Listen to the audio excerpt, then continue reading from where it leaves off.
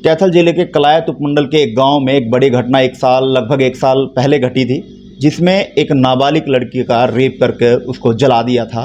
घटना ने बहुत तूल पकड़ा क्योंकि दोषी को सज़ा दिलवानी थी, लेकिन पुलिस और वकीलों की मदद से अब उस दोषी को दोषी करार कोर्ट ने कर दिया है। सज़ा का ऐलान बहुत जल्द होने वाला है, एक बड़ी सज़ा उसको दी जा सकती है। लेकिन लड़की की तरफ से जो वकील थे वो मेरे साथ हैं, उनसे जानेंगे पूरी प्रक्रिया किस तरह से रही। अरविंद कुमार खुरानी एडवोकेट हमारे साथ, इनसे जानेंगे। नमस्कार सर। नमस्कार सर, एक लंबे समय से इंतज़ार था कि कब दोषी को सज़ा मिलेगी, लेकिन वो समय अब नज़दीक आ गया क्योंकि एक बेटी के साथ बहुत निर्मम घटना जो है वो घटी थी। तो किस तरह से प्रोसेस किया गया और अब आज कोर्ट ने क्या फ़ैसला सुनाया है और सज़ा का क्या किस तरह से प्रावधान होगा, क्या सज़ा जो है वो मिल सकती है? देखिए, ये जघन्य अपराध था और 7 वर्षीय नाबालिग बच्ची के साथ ये अपराध घटित हुआ था कुराड़ गांव में। और इसमें सबसे पहले मैं बताना चाहूँगा कि कैथल पुलिस ने बहुत अच्छा काम किया था। केवल 5 दिन के अंदर पूरी इन्वेस्टिगेशन करके ना केवल अपराधी को पकड़ा था, चालान भी 5 दिन में कोर्ट में फाइल कर दिया गया था। विशेष कानून इसके लिए बनाया गया है, जहां रेप और मर्डर था, पॉक्सो कानून के तहत इसमें धाराएं लगी थी। पॉक्सो एक विशेष कानून है जिसमें protection of children from sexual offences act बनाया गया 2012 में, जिसके तहत 1 साल के अंदर विशेष अदालत में कार्रवाई चलती है और 1 साल के अंदर सब गवाहियाँ करके कोर्ट को अपना फैसला देना होता है। और इसमें जो कार्रवाई अदालत में चलती है वो बंद कमरे में कार्रवाई चलती है, सिर्फ स्टेक होल्डर ही अंदर रहते हैं और कोई व्यक्ति अंदर नहीं रहता। और अगर विक्टिम जीवित हो तो विक्टिम और अक्यूज्ड उन दोनों के बीच में भी एक पर्दा रहता है, कैमरा इन कैमरा प्रोसीडिंग होती है। तो इसमें बड़ी लंबी प्रक्रिया होती है और इसमें 11 महीने के समय के अंदर प्रोसिक्यूशन ने पूरी गवाहियाँ इसमें करवाई हैं। हर तरह की evidence, chemical analysis, forensic science की एविडेंस और पूरी इन्वेस्टिगेशन का प्रोसीजर, स्किल्ड इन्वेस्टिगेशन जो की गई थी वो सब तथ्य अदालत के सामने प्रस्तुत किए गए, साबित किए गए। जो डीएनए की मैचिंग थी वो प्रस्तुत की गई, डॉक्टर्स की गवाही हुई।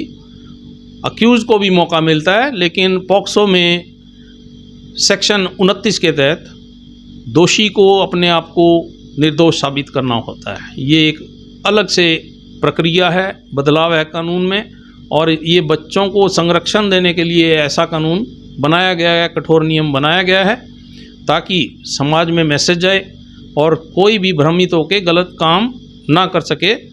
आज 11 महीने के बाद सुनवाई करने के बाद आज सुबह कोर्ट ने उसको गिल्टी होल्ड किया है, दोषी करार दिया है।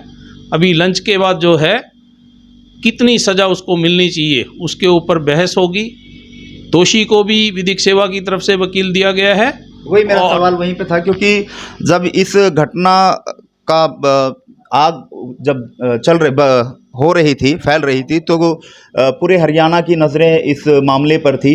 लेकिन साफ तौर पर कैथल के, अगर मैं बार काउंसिल की बात करूं, बार एसोसिएशन की बात करूं, तो सभी ने जो है एक फ़ैसला लिया था, एक मत से जो है फ़ैसला लिया था कि जो अपराधी है उसको वकील नहीं दिया जाएगा।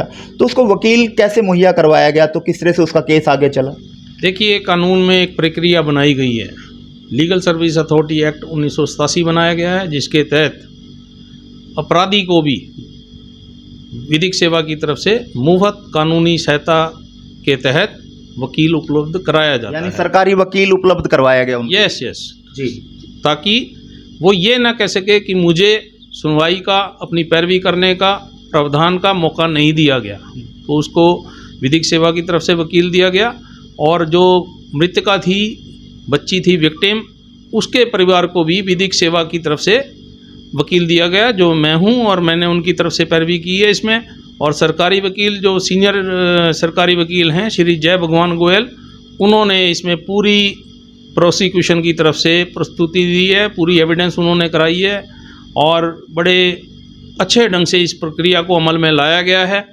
और दोषी को भी पूरा मौका हर समय हर स्टेज पर दिया गया है। सर पहली बार ऐसा देखने को मिल रहा है, चाहे मैं पूरे हरियाणा की बात करूं या अदर स्टेट की बात करूं या पूरे देश की बात करूं, तो रेप के मामलों में इतनी जल्दी फैसला नहीं देखा गया, चाहे वो निर्भया कांड हो या अदर कांड हो। लेकिन इस वाले मामले में बहुत जल्द फैसला जो है वो सामने आ रहा है, क्योंकि अभी लगभग 1 साल भी पूरा नहीं हुआ, 11 महीने में जो है दोषी करार कर दिया गया। कहीं ना कहीं आज या कल में उसको सज़ा भी हो जाएगी। देखिए, विशेष कानून इसीलिए बनाए जाते हैं ताकि अपराधी को दंड मिल सके, और बच्चों को, जहां बच्चों के साथ कोई दुर्व्यवहार होता है, गलत काम होता है जिसमें बच्चा विक्टिम है, उसके लिए विशेष कानून है पॉक्सो।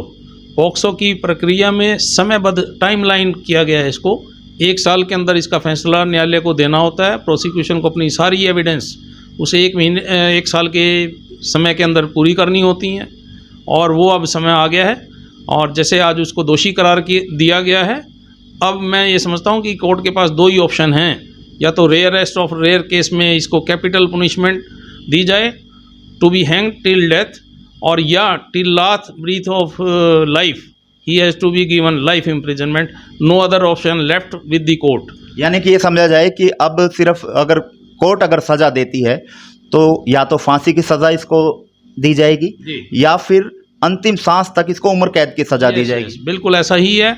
और साथ में मैं बच्ची के परिवार की तरफ से इसमें अब डिमांड करूंगा कि उसको विक्टिम कंपनसेशन स्कीम की तहत उसके परिवार को ज़्यादा से ज़्यादा मुआवजा दिया जाए, क्योंकि उसका परिवार डे 1 से, जब से बच्ची के साथ ये जघन्य अपराध हुआ और उसकी मृत्यु हुई, वो पूरा परिवार ट्रॉमा में है। मृतका के 3 भाई बहन भी हैं। तो मेरी गुजारिश यही रहेगी कि इस परिवार को ऊपर उठाने के लिए, उन तीनों भाई बहनों की अच्छी पढ़ाई के लिए उसको अधिक से अधिक मुआवजा भी कोर्ट इसमें सुनिश्चित करे, आदेश दे। सर पहली बार देखा जाएगा कैथल की, अगर मैं बात करूं, कैथल के इतिहास में बात करूं, तो पहली बार ऐसा देखा जाएगा कि किसी व्यक्ति को फांसी की सज़ा शायद यहाँ दी जाएगी इस वाले मामले में। तो क्या पहले भी कभी ऐसी दी गई है, अगर जहाँ तक मैं जानकारी रखता हूँ? देखिए, मुझे 34 वर्ष हुए हैं वकालत करते हुए जिला अदालत कैथल में। मैंने अभी तक कैपिटल पनिशमेंट का कोई केस नहीं देखा है, और मैं समझता हूँ कि अगर ऐसा होता है तो ये शर्तिया ही कैथल का पहला केस होगा जिसमें कि कैपिटल पनिशमेंट की प्रोनाउंसमेंट हो सकती है।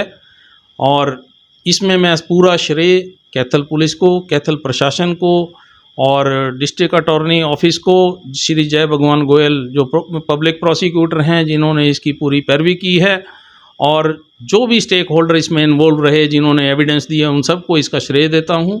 और ये मैसेज जाएगा पूरे समाज को कि लोग डरेंगे कि ऐसा गलत काम ना किया जाए, ना होने दिया जाए, और हम बच्चों के अच्छे भविष्य की कामना करते हैं। मैं यही कहना चाहूँगा। चलिए, बहुत बहुत धन्यवाद सर। Thank you sir. और ये थे हमारे साथ एडवोकेट अरविंद कुमार खुरानिया, जिन्होंने तमाम बातें बताई। लेकिन अब वो लोग ज़रूर सावधान हो जाएं जो इस तरह की हरकतें करते हैं, नाबालिग के साथ रेप या किसी अदर के साथ रेप करने की कोशिश करते हैं, मंशा रखते हैं, वो अब बचने वाले नहीं हैं, क्योंकि अब कानून और सख्त हो गया है। क्योंकि अब जिस तरह से कानून सख्त हुआ है तो 1 साल के दौरान अब सज़ा का प्रावधान देखा गया है। लेकिन इस वाले मामले में जहां हरियाणा के तमाम लोगों की निगाहें थी, कैथल ज़िले की तमाम लोगों की निगाहें थी कि आखिरकार दोषी को सज़ा कब मिलेगी, अब वो घड़ी आ चुकी है। कोर्ट ने दोषी करार उस अपराधी को कर दिया है, लेकिन सज़ा का ऐलान कुछ देर में हो जाएगा या कुछ घंटों बाद हो जाएगा।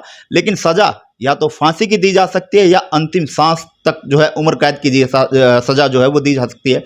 इस वीडियो को ज़्यादा शेयर करें, और आप इस फैसले को कहाँ देखते हैं, और इस फैसले में और कितनी जल्दी जो है वो फैसला सुनाना चाहिए, कमेंट बॉक्स में अपनी राय देकर ज़रूर बताएं। सर बहुत बहुत धन्यवाद, आपने इस केस को बहुत दिल से लिया, और उसके बाद इसको दोषी को जो है वो सज़ा दिलवाने में आपने अहम योगदान दिया, उसके लिए बहुत बहुत शुक्रिया सर। Thank you. ये मेरा कर्तव्य भी था, और ये विधिक सेवा का यही मोटिव है, और हमने उनकी दी हुई ड्यूटी को पूरा किया है। चलिए, बहुत बहुत धन्यवाद। इस वीडियो को ज़्यादा शेयर करें।